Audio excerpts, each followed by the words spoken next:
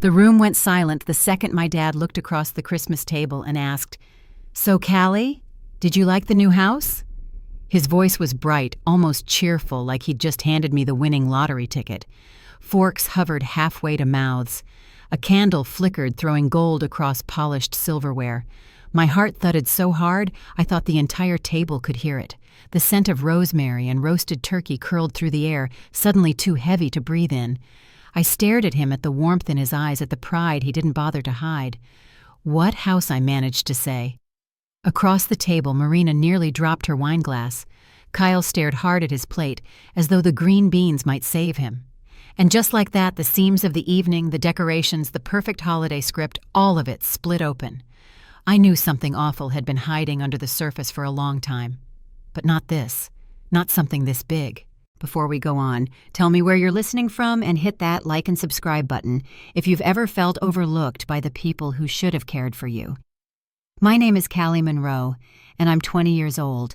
I grew up in a house that was technically mine, but never really felt like it belonged to me. After my mom passed when I was little, it was just Dad and me for a while. He worked long hours as a civil engineer, always juggling projects in different states, sometimes different countries. He tried. I know he did, but life tugged him out the door more than it pulled him back home. By the time I was 9, he met Marina, a woman everyone swore was a saint because she kept the house spotless, baked muffins for fundraisers, and smiled through everything. But with me, it was different. With me, she always felt calculated. She was polite in the way someone's polite to a stranger in a grocery line, pleasant enough but detached, watching closely, judging quietly. Then there was Kyle, her son. 1 year older than me, clean-cut, confident, the kind of kid who always had adults praising him for being such a good young man. He got the big upstairs room with the bright windows and new carpet. I got the small room at the end of the hallway because it made more sense. He got piano lessons, football gear, a brand new laptop for school. I got whatever was left over, sometimes literally. None of it was loud or cruel. That's the thing about being overlooked. It's soft. It's quiet. It seeps in like slow fog. Missed recitals, birthdays that felt like afterthoughts, dinners where I wasn't asked about my day because Kyle had more important things to talk about. My dad was rarely home to see any of it, and when he was, Marina made sure everything looked picture perfect. She'd beam when Kyle showed off some new achievement, then pat my shoulder gently, too gently, and tell me I was doing just fine. In high school, I started painting. Watercolors, mostly quiet, moody little scenes that felt like how my chest often felt on the inside. One day when I was 16, I tried to hang a small painting in the hallway.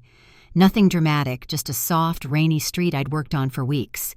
Marina glanced at it, smiled that careful smile, and said, "Maybe keep this one in your room, honey. The hallway needs something that matches the rest of the decor." The frame never touched the wall. I learned not to ask for space, not to expect it, not to imagine more than what I was quietly given. By the time I graduated, applying to an art school in another city felt like asking for the moon. Marina reminded me how expensive out-of-state programs were. Kyle needed tuition for his business degree. Community college was more realistic. Dad was overseas on another project then, and the only congratulations I got for getting into a small art program was a fuzzy Zoom call with him in some hotel room with terrible Wi-Fi. I trained myself to be grateful for scraps, but sometimes even scraps have patterns. 3 months before that Christmas dinner, I saw a photo on Marina's social media. She and Kyle stood in front of a perfect 2-story colonial with a bright red door, smiling like they'd just stepped into a new life together. I stared at that picture longer than I should have, wondering how they could afford a place like that, wondering why no one had mentioned it, wondering deep down why it stung. I didn't ask questions, though, not then. Asking had never gotten me anything but polite explanations that somehow made me feel smaller. So I kept scrolling, kept quiet, kept pretending that picture didn't bother me. But that Christmas night when my dad looked at me with confusion written across his face when he said, "Didn't Marina give you the keys on your birthday?" my entire world tilted. The air thinned, the room shrank, and all I could think was Key's birthday house, a house I'd never seen, a gift I'd never heard of, a future someone else had stepped into as if I'd never existed at all. And that was just the beginning. I was 8 the first time I realized silence could feel like a locked door. It was a Saturday in early spring, the kind where the light is soft and the air smells like wet earth. I had come downstairs wearing the new dress my aunt had mailed me, a pale yellow one with a ribbon at the waist.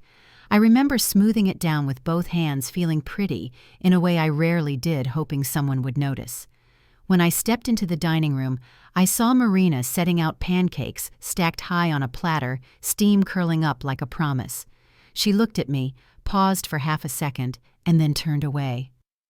"Breakfast is for us," she said without meeting my eyes. "Your dad took Kyle to soccer practice early. You can grab something later." The dress suddenly felt too bright for the dim quiet of that room. I stood there, fingers digging into the ribbon until it bunched, waiting for her to tell me to sit, to have a plate to be a part of the morning. But she just kept arranging silverware for two hers and her son's, humming to herself, as if I wasn't standing there at all.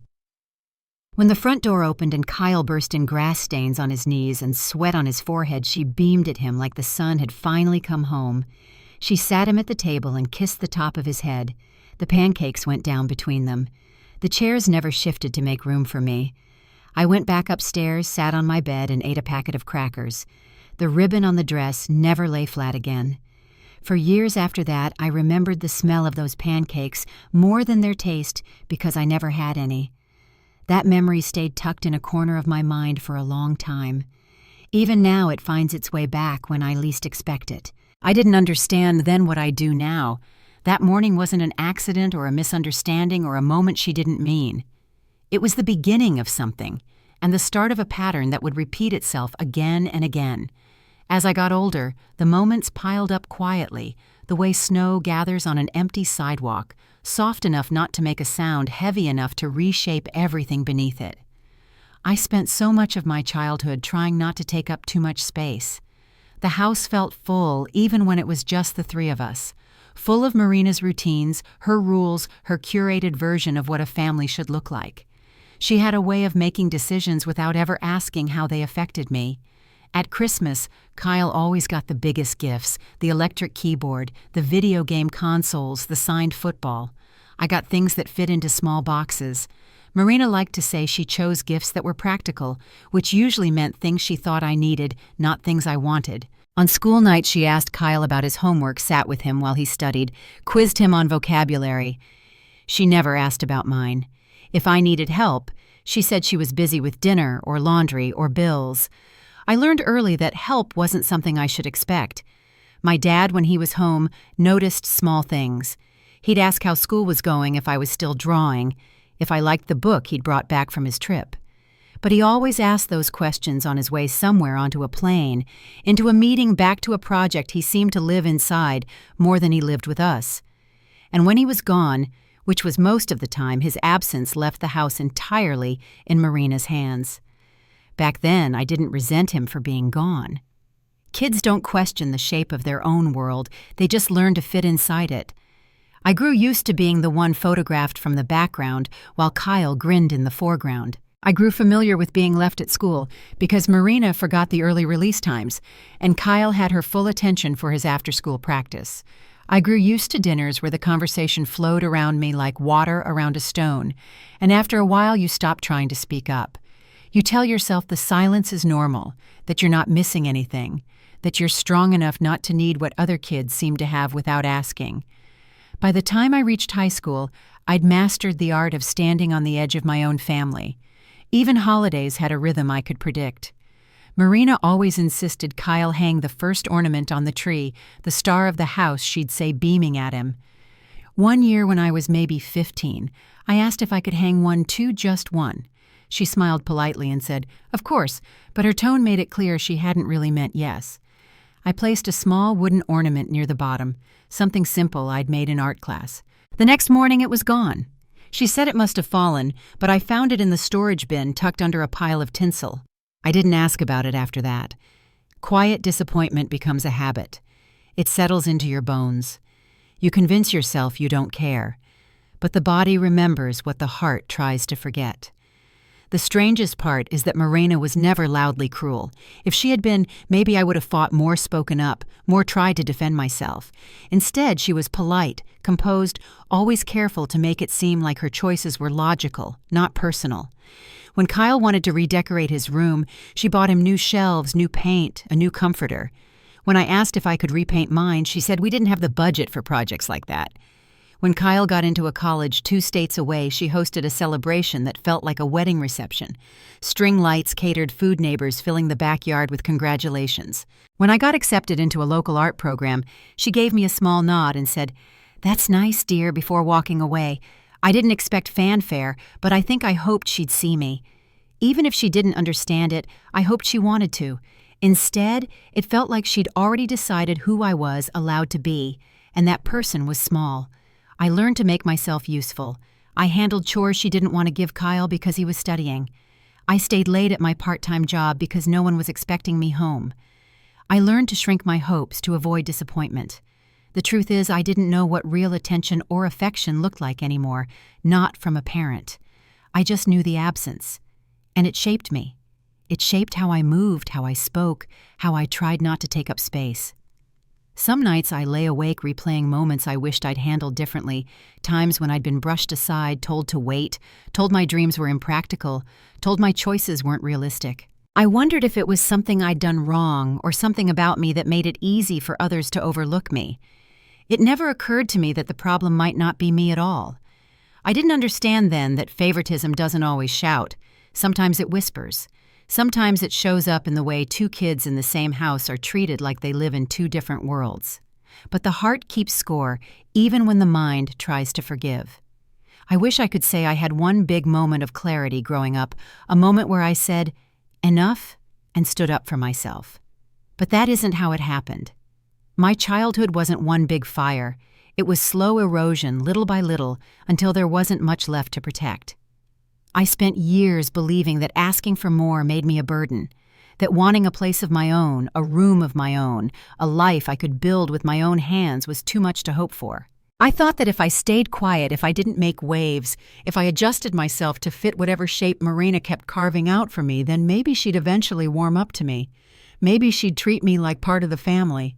Maybe she'd stop seeing me as an inconvenience that came packaged with my father. But some people don't soften. Some people simply get better at hiding the sharp edges. As I got older, the weight of all those years settled in ways I didn't expect. I struggled to speak up, to ask for what I needed. I second-guessed every decision. I apologized for things that weren't my fault. I tried to be low-maintenance, easygoing, unbothered, because I'd been taught that was the only version of myself that would be tolerated. I kept telling myself things would get better when Dad came home more often.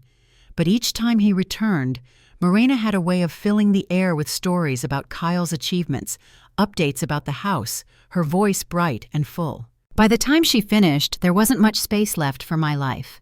And Dad, tired from travel and trusting of the woman who kept the home running, took everything she said as the full picture. He never asked why my art wasn't hanging in the hallway anymore. He never noticed that Kyle's accomplishments filled the shelves while mine were tucked away in my room. He never saw the imbalance, not really. I didn't blame him, but I didn't know how to tell him the truth either. Because when you get used to being overlooked, you start believing there's no point in speaking up. You start thinking your voice won't change anything. I told myself that life was simply the way it was, that some doors weren't meant to be opened for me, that Kyle would always get more, that Morena's approval would never be something I could earn. Then came that photo, the one of Kyle standing proudly in front of a house I'd never heard about. A house with a red door. A house that seemed too perfect, too polished, too out of reach for him to afford on his own. Something in my chest tightened when I saw it, but I pushed the feeling aside. I had gotten good at pushing things aside. Still, the image lingered. And when Christmas came around, and Dad asked that simple question, did I like the house all those years of quiet neglect, all those moments I allowed myself to be erased, all those times I convinced myself I didn't deserve more? They came rushing back. Because deep down I knew. The kind of injustice that explodes at a dinner table doesn't begin at the table. It begins years earlier. And for the first time in my life, I was about to see just how deep the roots went. I pulled open the drawer in my father's study, expecting old receipts or travel itineraries, nothing more.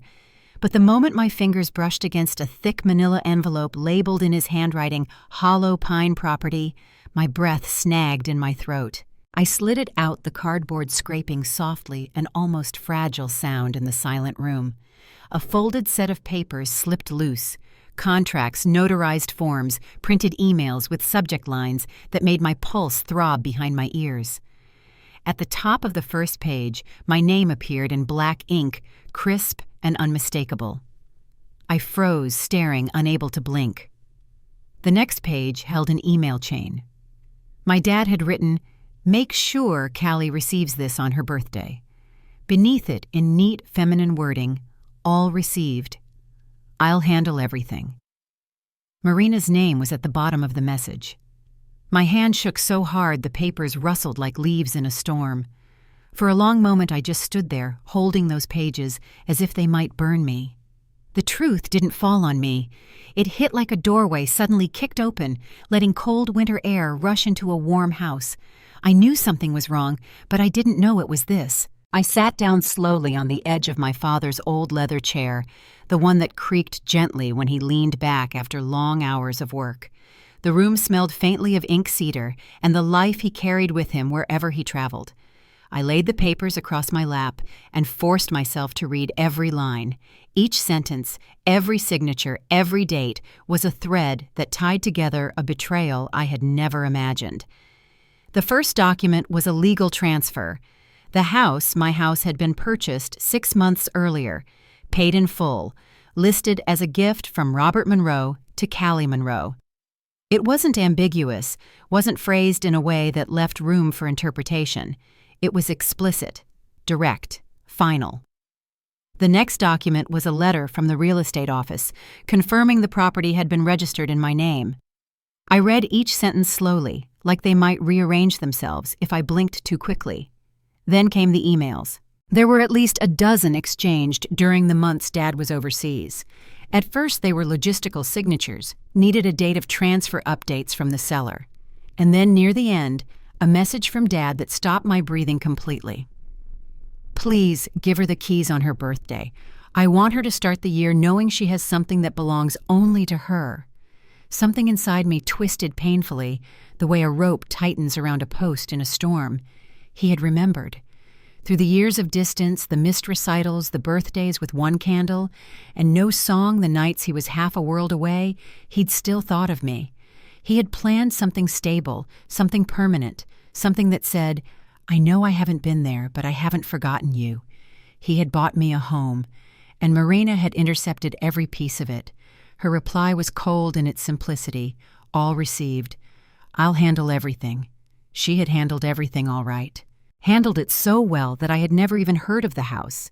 Handled it so well that Kyle had posted smiling photos in front of a place that on paper belonged to me. Handled it so well that I'd spent the past few months counting tips from my shifts at the art store, saving for rent I shouldn't have needed, while the key to my own house sat hidden in some drawer or pocket I'd never see. I took a deep breath, but the air in the small study felt thin, like it had been siphoned out of the room. This wasn't forgetfulness. This wasn't an oversight. This was theft, crafted not with force, but with silence. I kept reading. There were receipts, utility accounts set up in household management, no names listed, mortgage insurance paid up front, email confirmations sent to Marina never forwarded to me. It was all there, a map of the choices she'd made behind my back, each one more deliberate than the last. And then I found the message that made my jaw clench so hard it almost hurt. Dad had written, "Attached is the signed gift letter. Tell her I love her and that I'm proud of her." Attached. That word pulsed in my mind like a bruise being pressed again and again. He had trusted her with something he meant only for me. He had trusted her to deliver something that could have changed my entire life, and she had buried it. She had handed the house to her son as casually as if she were passing him an extra slice of cake. The anger came slowly, not as wildfire, but as rising heat, steady and impossible to ignore. It built inside my chest, pushing aside the familiar numbness that had shaped most of my childhood. I wasn't the quiet girl in the hallway with the watercolor painting anymore. I wasn't the teenager apologizing for wanting too much, and I wasn't the young woman who let herself believe she didn't deserve a place of her own. I had been lied to intentionally, thoroughly, systematically, and I wasn't going to let it continue. As I sifted through the papers, connecting dates, printing proofs, rereading messages, I wished I could unsee a picture formed that was both painfully clear and deeply familiar. This wasn't a sudden betrayal. This was the culmination of years of small cuts. Marina had been controlling every detail of the household for as long as she'd lived in it. Groceries, chores, social invitations, what pictures hung on the walls. She had curated every inch of our home, the lighting, the schedules, the calendars, even the emotional temperature. But what I never realized until this moment was how much control she had taken over my future. I remembered every time she'd said we couldn't afford something for me because Kyle's needs were more pressing. Every time she'd talked over me when Dad asked simple questions. Every time she'd decided for me what to study, where to apply, what my plans should be. It was all part of a pattern. This house wasn't an exception. It was the purest example of how she viewed the family hierarchy: Kyle first herself, second me last. The only difference was that this time she'd crossed a line she couldn't soften with a polite smile. I placed all the documents in order on my father's desk. My heart beat in slow, heavy thuds. My palms felt clammy. But for the first time, I wasn't afraid of being discovered. For the first time, I wanted to be found. I wanted her to walk in and see me holding her lies in my hands. But the house was still asleep and the study stayed quiet. So I took my time. I scanned every document with my phone, saving the files twice. I photographed each page from different angles. I printed duplicates from the small printer tucked beside the cabinet. I placed the originals neatly back into the folder and returned it to the drawer exactly as I found it. When I closed the drawer, the soft click sounded strangely final, like sealing a chapter, like drawing a line between the life I had lived and the life I was about to step into. I stood feeling taller than I had moments before and walked out of the study. The hallway was dim, the morning light just beginning to seep through the blinds. The house was still and quiet, wrapped in that soft, early-hour silence, but something had shifted. The ground under my feet felt different, not gentler, firmer. I wasn't confused anymore. I knew exactly what had happened, exactly who had taken what wasn't theirs, and exactly what had to be done next. I grabbed my coat, stepped outside and let the cold air fill my lungs. I drove to the neighborhood where the house sat, the one with the pale shutters and the red door. I wanted to see the place that had been meant for me, even if someone else's name was on the mailbox. When I turned the corner onto the tree-lined street, a strange sense of recognition washed over me. I didn't know the house, but I recognized the intention behind it. My dad had chosen something beautiful, something peaceful, something safe, something he wanted me to have. And Marina had taken it. Kyle had accepted it. My father had no idea. But now I did. I parked across from the house and watched the front door, the mailbox, the windows that should have been mine. And in the quiet of that cold morning with frost clinging to the edges of my windshield, I made a decision. Not a dramatic one. A necessary one. I was going to confront them. All of them. Not in whispers behind closed doors. Not in another scene where my voice was drowned out by someone else's explanations. I was going to speak the truth in a room full of witnesses, and I wasn't going to look away. The moment I pulled out of that neighborhood, the wheels turning slow on the cold pavement, I knew part 4 of my life had already begun. I wasn't walking toward a confrontation. I was walking toward myself. The room went silent the moment I rose from my chair. Forks hovered. A serving spoon hung midair above a bowl of glazed carrots. The soft hum of Christmas music from the living room suddenly felt distant, almost eerie. I reached into my bag and laid a thick envelope on the table. The sound it made when it hit the wood was sharper than it should have been, like something breaking. My father's smile collapsed in slow motion. Marina's hand froze around her wine glass. Kyle stared at the envelope as if it were ticking. "This," I said, my voice steady, "is everything you didn't want me to see." Across the table, someone whispered, "What's going on?" but no one dared move. I pulled out a set of printed emails and placed them on the tablecloth. The pages fanned out like cards, each one exposing a lie. And then I said the words that split the entire evening open. The house you gave Kyle, it's not his, it's mine. But let me tell you how we landed right in the middle of that moment. I had spent the entire week preparing for that night. Not to make a scene, God knows I didn't want it, but to stop pretending someone else's choices had no impact on my life. The documents I'd scanned had been printed twice, tucked into a protective sleeve and sealed shut. I kept them in my dresser drawer until Christmas morning, when I slipped them into my bag with a knot in my stomach. I didn't tell Dad I'd found them. I didn't tell anyone where I'd been that morning, pacing the cold sidewalk outside the hollow pine house, trying to summon courage from the frost in the air. All I knew was that the truth needed to be spoken where it couldn't be twisted, softened, or swept aside. Our family Christmas dinner was the one time of year the entire extended group gathered: my cousins, my aunt and Uncle Dad's coworkers, who might as well have been relatives. It wasn't a small setting, it wasn't private. But that was exactly why this was the only moment that made sense. Silence thrives in corners. Truth needs a room. When we all sat down that night, plates full, glasses raised, laughter bubbling. I felt the weight of the envelope sitting on my lap. I tried to breathe. But every time I looked at Marina, at the way she positioned herself effortlessly beside my father, smiling like the picture of holiday grace, the air tightened in my lungs. I waited. I waited until Dad told a story about his project in Seattle, until people laughed, until Kyle bragged about a certification he'd earned earlier that month, until Marina complimented her own roast turkey. And then, because fate has a cruel sense of timing, Dad turned to me with a proud, hopeful smile and said, "Callie, sweetheart, did you ever figure out what kind of curtains you want for the new house?" The envelope felt like it burned through my skin. I stood up, eyes turned toward me as if pulled by string. "Callie." Dad asked, confusion flickering across his face. I laid the envelope on the table. The room, once warm and full of chatter, became an echo chamber of breath and heartbeat. "I didn't pick out curtains," I said softly. "I didn't even get the keys."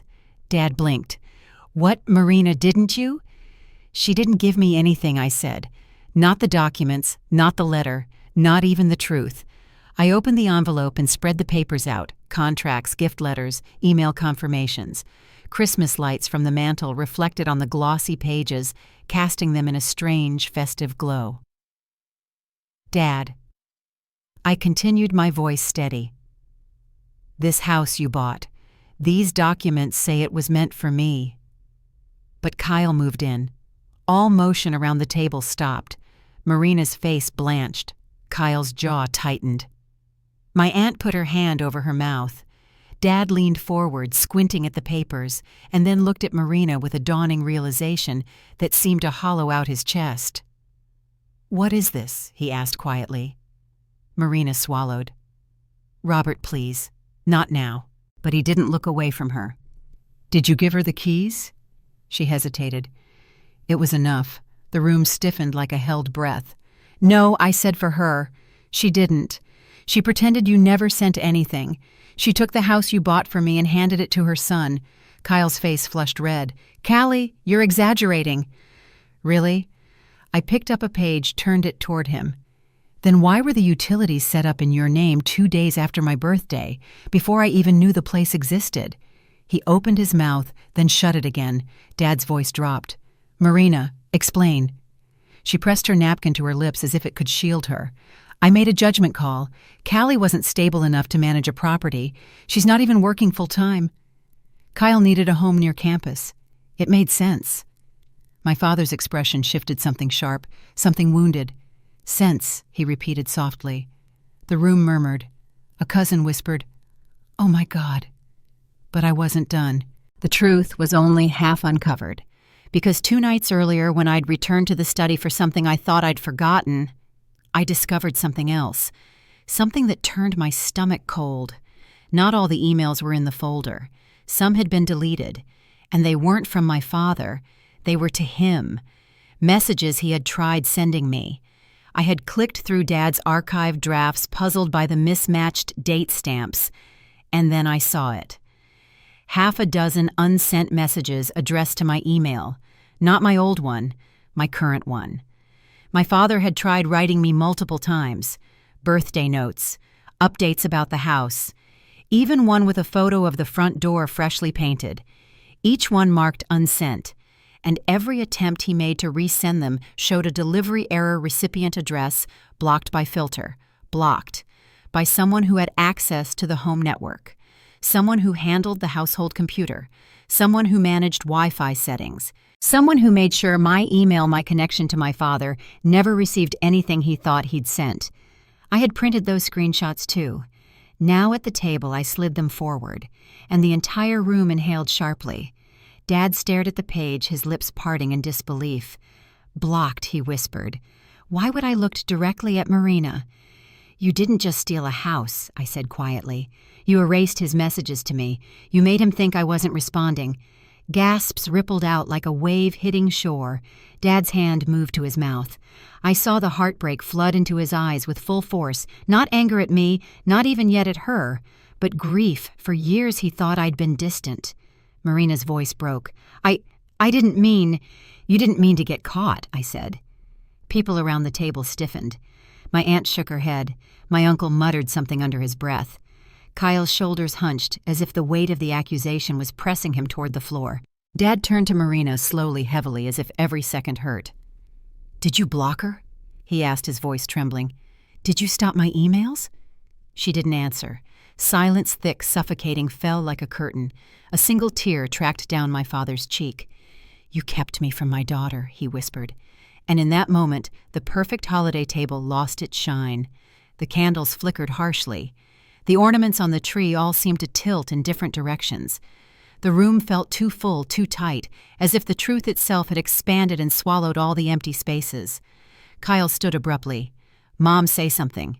But she couldn't. Her mouth opened, closed, opened again, each attempt collapsing under the weight of what she had done. The balance of power, the years of quiet control she'd held, cracked right there in front of everyone. I gathered the papers, slowly sliding them back into the envelope. My hands didn't shake. My voice didn't waver. "I'm reclaiming what's mine," I said. "And I won't be living under the same roof as someone who erased me." Dad reached for my arm, but gently, as if afraid to push me. "Callie," he said hoarsely, "I'm coming with you." Marina flinched.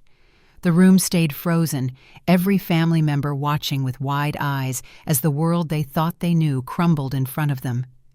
I picked up my coat, looped the envelope under my arm, and stepped away from the table. The soft click of my heels on the hardwood floor was the only sound. When I reached the doorway, I looked back once, just long enough to see Dad rise from his chair, his napkin falling to the floor, his expression a mixture of sorrow and resolve. And then he followed me out. The rest of the house stayed behind in stunned, terrible silence. The cold night air met us the moment we stepped outside, quieting everything the way fresh snow softens a landscape. The front door shut behind us with a muted thud, sealing the chaos inside, and leaving only stillness on the porch. Dad stood beside me, rubbing his hands together as if trying to warm more than just his fingers. I felt my breath ease for the first time in years, slow, steady, unhurried. The holiday lights strung along the roofline blinked softly, casting pools of color over the walkway. For a long moment, we didn't speak. We just stood there, two people finally looking at the same truth without anyone else in the way.